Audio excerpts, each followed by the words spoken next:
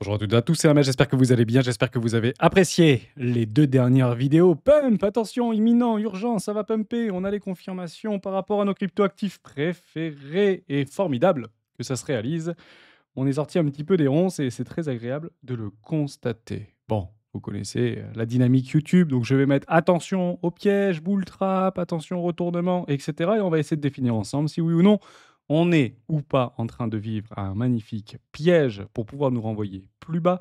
Je prendrai des travaux réalisés par Géo, notamment sur les ondulations et les fluctuations type Y sur Ishimoku Kinkoyo, et je vous parlerai un petit peu du pourquoi on a vu une magnifique bougie car il était plutôt bien catalysé, notamment du côté de l'administration Trump. On en parle maintenant.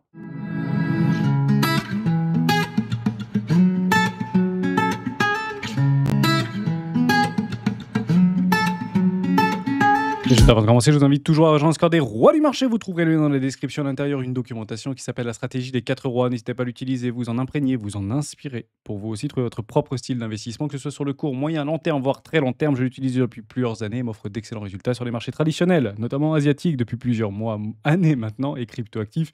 Même si c'est difficile, bien évidemment, ce marché est dur, ce marché est volatile. Mais finalement, quand on sait être patient et on arrive à mettre en place des billets important, ça semble plutôt bien fonctionner. Pour l'instant, la cyclicité n'est absolument pas remise en cause. Je vous invite également à la télécharger sur le site lesroisdubitcoin.com et vous avez la possibilité d'aller directement télécharger les 2 premières heures de l'initiative des rois. Je mettrai aujourd'hui à 20 h une nouvelle vidéo qui vous fera plaisir. Je parle ici des indicateurs que vous devez avoir pour pouvoir réussir votre bull run, si celui-ci décide de repartir, ou votre all season, si celui-ci décide de montrer le bout de son nez. Un prénom, une adresse, et vous recevez vos accès en un rien de temps. On va parler Bitcoin. Bon, on l'avait vu, celle-là, mon petit aimant formidable. On peut l'enlever maintenant. C'était la zone 92-93 000 $. On est même allé un tout petit peu plus haut. C'est juste formidable de l'observer. On a donc confirmé de côté des fluctuations type Y qui donc relancent la tendance. On l'avait vu déjà précédemment. On était chaud. 88 675 $, me semble-t-il. C'est que c'est bon, c'est qu'on devait partir. On était quand même hors zone si on devait prendre des leviers x100, x50, x25. C'est un petit peu compliqué. Est-ce que beaucoup s'y sont jetés? Eh bien non. Eh bien la réponse est non. En fait, il y a eu très très peu de personnes qui ont pris ce move. Donc on le constate, on n'était pas dedans, on n'a pas pris le trade alors qu'on était en train de s'exciter il y a encore quelques semaines en arrière pour essayer de trouver toutes les fluctuations qui pouvaient éventuellement nous donner la possibilité d'aller enfin péter du vendeur à découvert qu'on a littéralement explosé. On le voit ici sur Decentrader. Je vais essayer de vous le retrouver. Il est où mon Decentrader? Il est par là? Non, pas du tout. J'en ai plus la moindre idée. Je suis Ah, il est ici. Bon, on avait plutôt bien réussi à maintenir des énormes clusters de liquidation du côté long, ici 74 000 $. J'avais annoncé un bottom il y a plusieurs semaines, plusieurs mois, à 77 000 $. On peut maintenant partir du principe que le bottom est fait, hein. Je vous le dis maintenant, si on doit maintenant casser, honnêtement, c'est pas pour aller chercher la liquidité, hein, c'est pour aller beaucoup plus bas. Et effectivement, beaucoup auront ici raison finalement. On est bien en bear market et ce sera vraiment dramatique. Je vous donne donc une amplitude de range ici, notamment par rapport aux fluctuations. Bon, grosso modo, je vais vous donner les grands écarts types. 100 000 $. Donc voilà, l'objectif d'ici à vendredi, c'est les 100 000 $. Et si après vendredi, donc là ce sont les mots de Géo, hein, ce ne sont pas les miens, on fait donc un nouveau plus haut, c'est haussier. Donc grosso modo, on va faire un truc comme ça. Là, on arrive sur une belle target. C'est le fameux gros fight que je vous avais dit, hein, 97 000, 98 000 $. Donc grosso modo, si on va à 100 000 $, ce sont des fluctuations, des objectifs de target qui sont complètement possibles par rapport à ce marabouzou ici en weekly. Enfin, c'est complètement fou de l'observer. Vraiment, c'est assez plaisant. Donc ça s'appelle un marabouzou. Ça ne veut pas dire qu'on va clôturer ici, ça ne veut pas dire qu'on va pas clôturer à 86 000, ça ne veut pas dire qu'on va pas clôturer à 87 000. Je vous donnerai, moi, là où je me réexposerai si je souhaite faire un swing sur ce marché. Bon, grosso modo, si d'ici à vendredi, après-demain, hein, pour information, on refait ce week-end un nouveau plus haut, alors on ira très probablement chercher la TH. Ça, c'est ma représentation et c'est ma perception. Il n'y aura donc plus rien de baissier sur ce marché jusqu'à aller chercher des nouvelles résistances. Résistance, est-ce qu'on est dessus? Est-ce que vous voyez, vous, une résistance ici? Bon, on a un POC qui se trouve aux alentours des 96 500 $. On a une première zone ici de volume profile, donc ça fait office de résistance, oui, mais il y en a une autre. Et ça, peut l'avoir en réalité, elle est ici. Hop, je la tire. C'est tout simplement la prolongation des all-time high. Ici, ici, vous tirez un trait ici. Donc ça, c'est une résistance qu'on appelle statique et il faut les prendre en considération. Ce ne sont pas des zones pour shorter. Ce sont des zones pour prendre des TP. Donc si vous avez acheté les 77 000 en longue, si vous avez acheté les 74 000 en longue, si vous avez acheté les 74 852 en longue, vous avez logiquement ici des prises de TP massives. C'est la raison pour laquelle ça devrait bosser. Qu'est-ce qui nous a fait péter ce prix en l'air? C'est ça la question qu'il faut se poser. Qu'est-ce qui nous a fait éclater ce prix? Bon, bah moi, vous savez, je regarde plusieurs indicateurs. Le premier indicateur, c'est celui-ci par rapport aux stablecoins. Quand j'ai mes stablecoins, je trouve ça plutôt pas mal. Je vais pas prendre celle-là, je vais prendre plutôt sur l'autre charte. Et j'observe des choses qui sont extrêmement intéressantes. Ici, vous connaissez mon play, c'est pas compliqué. On avait tracé des biseaux, on avait tracé des supports résistance. Ici, une résistance oblique, statique, avec un magnifique biseau descendant, donc résolution baissière. Et moi, je vais aller chercher ici, cette trendline haussière, les fameux 2%, 5, 3%. Mais si vous regardez dans le détail, on n'a quasiment rien fait. En fait, ça, de faire monter le cours et l'ensemble du marché crypto de près de 15, 10, 15%, d'enlever 6%, ça me fait quand même sacrément marrer. Parce que si on commence à aller chercher là, vous allez tout de suite vous rééclairer pour nous dire, waouh, si on baisse de tout que ça, ouais, Bitcoin à 230 000 $, ça a du sens. Mais ce n'est pas en réalité ceux qui sont déjà sur le marché qui ont fait bouger ce prix. Côté cryptoactif, oui, mais pas côté Bitcoin essentiellement. Donc ça vient d'autre part. Bon, bah, je vous le spoil tout de suite, hein. Bravo aux ETF, franchement, quasiment 1 milliard de dollars qui ont été injectés sur la journée d'hier. Il y a un FOMO institutionnel. Quand je parle de FOMO institutionnel, il est déjà en cours depuis plusieurs mois. Je ne sais pas si vous êtes au courant, mais quand vous regardez les news, notamment sur Twitter, par rapport à la Banque centrale suisse, par exemple, ou des banques régionales, ou à des institutionnels à droite, à gauche, etc., qui vous disent non, non, nous, on ne va pas faire de réserve stratégique de Bitcoin, c'est trop volatile, c'est trop tout ce que vous voulez. Non, mais regardez juste entre les lignes, ils sont tous exposés sur MicroStratégie. Tous, on parle de 13 000 institutions aujourd'hui qui sont exposées sur MicroStratégie. Donc la Banque nationale suisse, je parle ici aux Suisses, est exposée sur Bitcoin à travers l'action MicroStratégie. Et ils sont très nombreux à s'être exposés sur cet actif, tout simplement. Donc ça, il faut le comprendre comme ça. Est-ce que eux vont faire péter le marché? Est-ce qu'ils vont se le retrouver à 20 000 $, 40 000 $? Bon, je pense qu'ils ne sont pas là pour faire 20%. Je pense qu'ils sont là pour aller vendre beaucoup plus haut, voire ne jamais vendre et prendre le contrôle, hein, de ce type d'entreprise. En tout cas, d'en avoir une forme de gestion par rapport à leurs allocations d'actions, puisqu'ils détiennent une part non négligeable de ces entreprises, quel que soit l'outil qu'ils ont utilisé, soit des actions converties, des obligations convertibles en actions, convertibles en bitcoin, convertibles, tout ce que vous voulez. Il y a plusieurs produits qui aujourd'hui sont disponibles chez MicroStrategy. Et bon sang, ça marche. Parce que s'il vient à remettre 500 millions de dollars encore avant-hier, puis 250 millions de dollars il y a 8 jours, puis encore et encore, et ça devrait s'accélérer, puisque la performance est toujours vecteur de confiance, à partir du principe que ça devrait encore s'alimenter. Ok, ça, on l'a. Donc ça vient plutôt de là, plutôt des ETF ici, donc plutôt intéressant de l'observer. Ça veut dire tout simplement que les personnes qui font partie de cet écosystème sont plutôt de côté actuellement. Est-ce qu'il y a eu du FOMO? Non, on le voit très très bien ici sur Coinalyse. Je suis uniquement sur Bybit. Pourquoi Bybit? Parce que c'est plutôt un échangeur de retail ici, qui avait beaucoup été utilisé notamment par les Américains pendant qu'ils... Enfin, même s'ils n'ont pas réellement le droit d'y aller, il y a quand même beaucoup d'Américains qui l'utilisent via des actifs d'affiliation.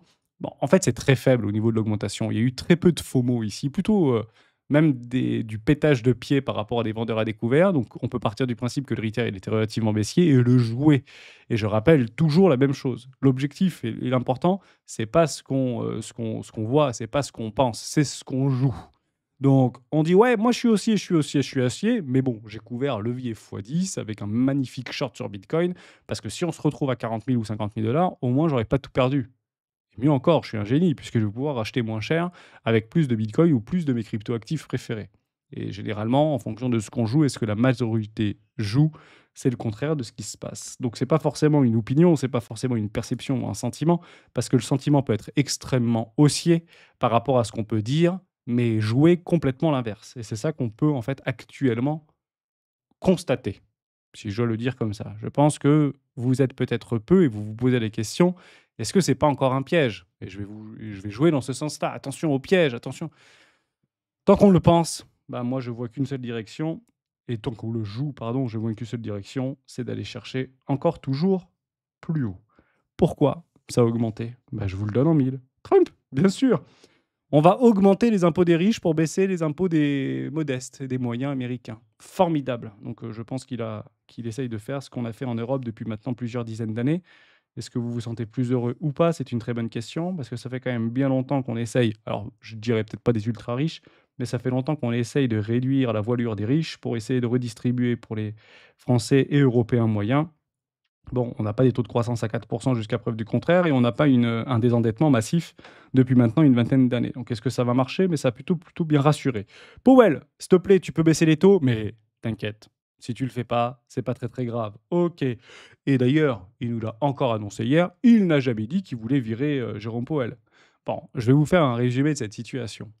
À partir de maintenant, et maintenant depuis plusieurs jours, on le voit très très bien, et vous l'avez vu par rapport à l'augmentation des tarifs douaniers contre la Chine, par rapport aux tarifs réciproques, il n'y a plus d'impact sur le marché. Donc il n'y aura plus d'impact sur le marché. Ça fait plusieurs jours qu'il n'y a plus d'impact sur le marché quand Donald Trump ouvre la bouche. Donc ça, il faut le prendre en considération. Donc si vous vous attendez encore un signe de Donald Trump, quelque chose de Donald Trump, ça n'arrivera pas. Je vais vous dire très exactement ce qu'on attend maintenant de sa politique et de son investiture et de son gouvernement. Ça va être extrêmement simple. On parle de Powell. Oui, si vous voulez, Powell, il a dit bon, la baisse des taux, elle est possible, mais il n'y a pas besoin de les baisser. Bon, bah très bien, il n'y a pas besoin de les baisser. Musk aussi, bah, bien sûr, il va retourner au travail. Il va aller du côté de Tesla et se désengager un tout petit peu plus de Doge. Il semblerait qu'il arrive sur quelques os, surtout quand il a essayé en début de semaine de s'attaquer au Pentagone. Mais bon, il fallait bien que quelqu'un le fasse. Si lui n'y arrive pas, croyez-le ou non, il n'y a pas beaucoup de personnes qui y arrivera. Je vous donne maintenant très exactement, et écoutez-moi bien, ce qu'on attend au niveau des marchés financiers par rapport au discours de Donald Trump ou les prochains discours de Donald Trump. C'est au niveau des tarifs. Actuellement, le consensus des plus grandes banques systémiques mondiales, Goldman Sachs, BlackRock, tout ce que vous voulez, JP Morgan, Société Générale, BNP Paribas, OK. Il y a trois possibilités. La première possibilité, c'est la neutrale. Ça veut dire qu'il y aura des tarifs douaniers entre 15 et 17% de façon mutualisée. Donc il y en aura plus pour certains, moins pour d'autres. Grosso modo, la moyenne des tarifs douaniers sera entre 15 et 17%. Ça, c'est ce qui est pricé. Maintenant, si on observe que finalement ce ne sera pas 15-17%, mais plutôt 10-12%, à ce moment-là, ce n'est pas pricé par le marché. Résultat des courses, les marchés explosent. Il y a une autre possibilité, c'est qu'on ne soit pas à 15-17, c'est qu'on ne soit pas à 10-12, c'est qu'on soit plus près des 20-25% en moyenne mutualisés. Et là, le marché ne l'a pas pricé non plus, donc le marché devrait retracer. Et c'est ici qu'on va tout simplement voir, et c'est une réponse que j'ai apportée notamment sur le Discord ou peut-être sur YouTube, est-ce que ou pas Bitcoin et le marché crypto l'a pricé? Non, il ne l'a pas pricé. Donc si c'est plutôt bon, je pense que Bitcoin va augmenter. Si c'est neutre, je pense que Bitcoin va continuer sa course, s'il a relancé une dynamique haussière. Si malheureusement c'est moins positif que prévu, donc on est plutôt entre 19, 20, 25, 23, 24% en moyenne, à ce moment-là on retracera. Oui, mais c'est toujours la même chose. C'est qu'on a 90 jours, rappelez-vous. Et où est-ce que Bitcoin sera à ce moment-là? Où est-ce que Ethereum sera à ce moment-là? On en parlera demain d'Ethereum, parce que je vois tellement de choses actuellement qui essaient de détruire Ethereum. Je pense qu'on a oublié ce que faisait Ethereum, très clairement. Donc je vais le reparler d'ailleurs demain dans la vidéo. J'espère que ça vous plaira. Toujours la même chose. Est-ce que si Bitcoin est ici, finalement les tarifs douaniers sont pas très très bons? Bon, bah, on retrace. On retrace de quoi? Bah, je sais pas, moi 20%, peut-être on perdra 20, 22%. Bon, vous avez compris le truc. Donc c'est difficile d'attendre puisque le marché nous propose toujours sur un graphique ce qu'il attend demain. Pas évident, hein? Donc c'est toujours de l'anticipation. Reprenez la vidéo d'hier, soit dit en passant. Il y a un truc aussi qu'on n'a pas oublié, c'est notre boussole sur les marchés des dérivatifs, du côté des options. Est-ce que franchement, il n'y a pas eu un FOMO de protection, notamment sur des gros vendeurs à découvert qui se sont fait éclater, puisqu'il y a un strike ici qui s'est positionné à 95 000 $. Ce n'était pas là hier. Je l'ai regardé hier, je vous en ai pas parlé, j'ai oublié de vous en parler, et je me suis dit, est-ce que je le pousse pour dire, allez, est-ce qu'on peut aller chercher un short squeeze ou un gamma squeeze pour les 100 000 $? Bon, vous avez compris que je le dis tous les mois, mais il semblerait que là, on s'y est rapproché plutôt rapidement. Donc, s'il y a un truc qui doit se passer, et si on se retrouve au-dessus des 100 000 $, reprenez le début de la vidéo, c'est gamma squeeze. Donc, le cours devrait réellement, littéralement se déplacer. Et c'est plusieurs centaines de millions, enfin, c'est plusieurs dizaines de millions de dollars. On peut parler de centaines de millions de dollars. On peut même parler de milliards de dollars actuellement qui devraient être éventuellement exécutés si on venait à se retrouver d'ici 48 heures aux alentours des 100 000 $. J'en doute. Je pense qu'on sera en dessous des 95 000 $ d'ici vendredi. Moi, ce qui m'intéresse, c'est ce qui se passe après vendredi. C'est de savoir si on fait des nouveaux plus hauts après vendredi. Et encore bravo, Géo, qui nous avait bien annoncé un retournement de tendance potentiel pour le 21 avril. Franchement, chapeau. Est-ce que j'ai d'autres choses à dire? Ouais, j'ai une petite chose à dire. Quelque chose aussi que je m'interroge beaucoup là-dessus. Et souvent, on écoute, on essaie de lire entre les lignes. Est-ce que Hermès, tu sais plus que quelqu'un? Est-ce que tu sais moins que quelqu'un? Est-ce que tu penses que tu as raison? Est-ce que tu es sûr d'avoir raison? Est-ce que tu... Moi, j'essaye en fait systématiquement d'aller alimenter ou enlever des billets spéculatifs, émotionnels, pour ajouter à mes hypothèses d'investissement. Et là, il y a un truc que je comprends pas. Vous allez pouvoir peut-être me l'expliquer dans les commentaires, puisque je pense que je vous fais un tableau assez réel de la situation. Bon, il y a un truc qui est pas normal. Ce truc qui est pas normal, c'est les anticipations de bénéfices au niveau de Wall Street. S&P 500, estimation de bénéfices, bon sang. 292,63. 292,63 pour la fin de l'année. C'est quoi ce bordel? Expliquez-moi, quoi. Alors, pas tout à fait la fin de l'année, soit dit en passant, on est plutôt ici à 2026. Mais c'est incroyable de voir des insiders, de voir des analystes, de voir des...